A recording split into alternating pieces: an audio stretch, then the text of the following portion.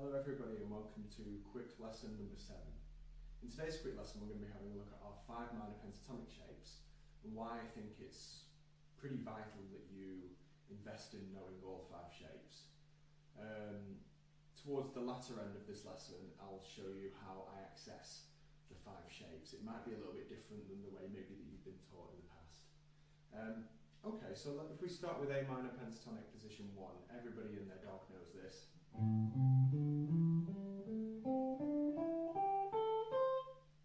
All of your favourite guitar heroes, your blues gods and rock gods use that a little bit. And maybe a little bit, often the upper bit of shape 2 maybe they know that bit as well.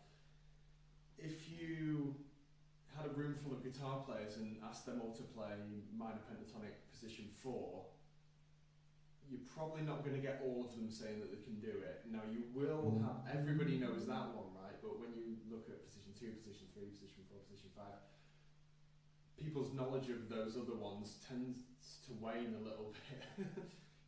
Because a lot of their heroes, Jimi Hendrix, Jimmy Page, Eric Clapton, they tend to use that, shape 1 and a little bit of shape 2, so that you might not see why they would need to learn 5 shapes for essentially what is 1 scale, right? And I'm here to convince you why you should. So, with that being said, there's a key phrase that I'm going to keep repeating is 2 things, I guess. 1, you never want the shape that you're playing to dictate the phrasing or your note selection. So let's say that again. You never, in anything I believe, but definitely in minor pentatonic world, you never want the shape to dictate your note selection or your phrasing. Let's have a look at how that could be the case. So we know shape 1 and probably a bit of shape 2, right? Purely off the notes that are normally bent in a lot of classic blues licks, the last 3 notes available to you on the last 3 strings, they tend to get bent up a whole tone. This one, and lastly this one. Think of any classic blues lick that you know, or if you're just playing around that stuff.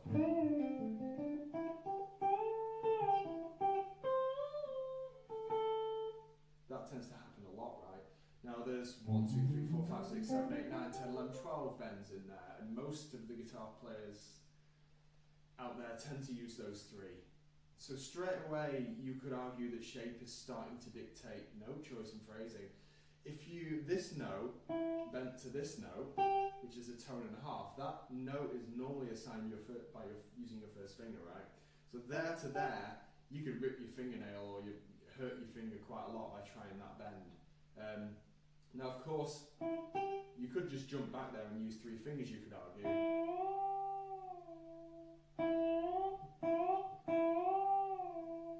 But in the middle of a lick, and then go into a bend like that, it can't happen, so shape is dictating phrasing. In shape, so those 2 are quite tricky. That note to that note hardly ever gets bent in shape 1. That note to that note hardly ever gets bent in shape 1. You know I speak the truth. If you utilise shape 2, or what most people think of as shape 2, the proximities of the notes are now different. So the tricky notes that were once difficult to bend, E to G, or A to C, they're in a different spot now. Here's A.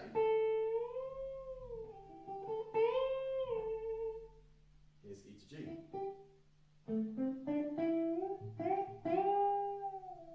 Also, I think that sounds better.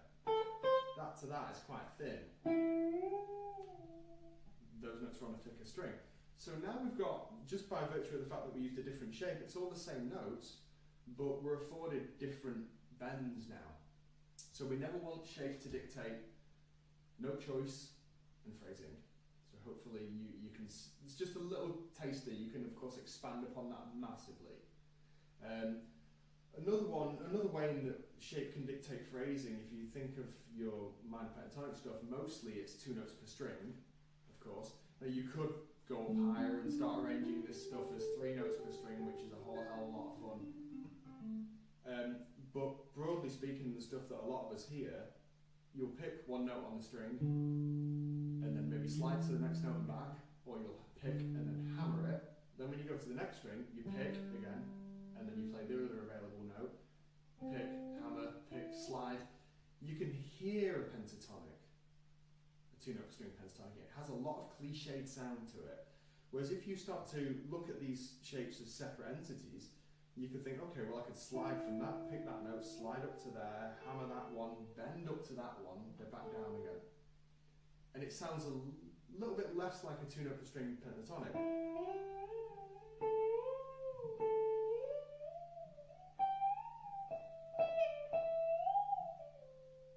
You're moving along in a more linear way by knowing more than one shape. Now, obviously, we've not got time to go over all the 5 shapes. That's very easy to find online, and you can do that.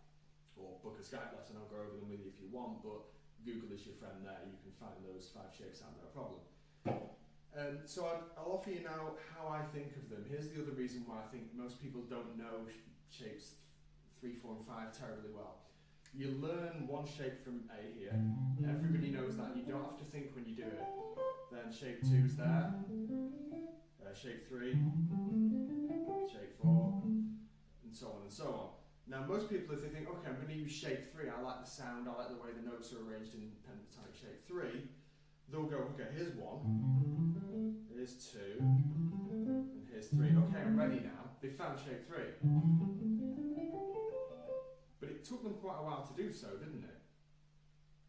The other downside to this that I see a lot is that they found shape 3, it took a while to get there, and then they start on this, and it starts to sound like some sort of D scale. That happens a lot as well. So the way I think of these personally, how I access these on the fly really quickly, now granted you've got to learn those 5 shapes, but that's not shape 3 in my mind.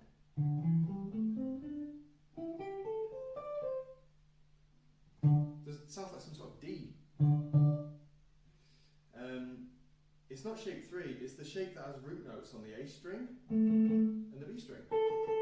So if my fretboard knowledge is in place, I go straight to the A's. I don't have to go, hang on, let me figure that out. Because then it's not as, I can't access it as quick and it's probably not going to get used. Hopefully that makes sense. So it's just mapping, and it's this lesson isn't aimed to give you a bunch of cool licks, it's just to get you thinking. So yeah, that's really how I think of them. I would spend a lot of time, and once again, this isn't shape 2 anymore, it's the one that has root notes on the D string, and root notes on the B string. Maybe you could find out where the minor thirds are, squeeze them sharp. Maybe you find where the 7th is. Yeah? The 5th, trail it down. All that good stuff. It's really freezing in here today. Yeah, I guess another thing might be, once you learn a second shape, have some continuity in your phrasing.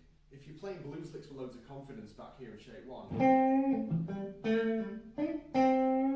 translate that confidence into shape 2. You don't want...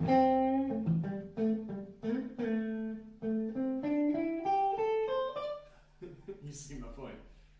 There's many reasons why these other shapes don't get used, and I think it's not on. We should all invest some time in them. So yeah, I've got a little cheat sheet there. I think that's enough. This stuff is massive. I could go into it much more, but these are just little free HD lessons. Like, comment, and subscribe. If you would like to go into this in a more in-depth way, and it's huge. As I said, everything is, it's maybe not as easy as it might first seem, but that's why guitar's cool. If you like, there's a link in the description for my email. If you like private tuition or Skype tuition, drop me a message. I hope that serves you well, and I'll see you again soon. Thank you very much.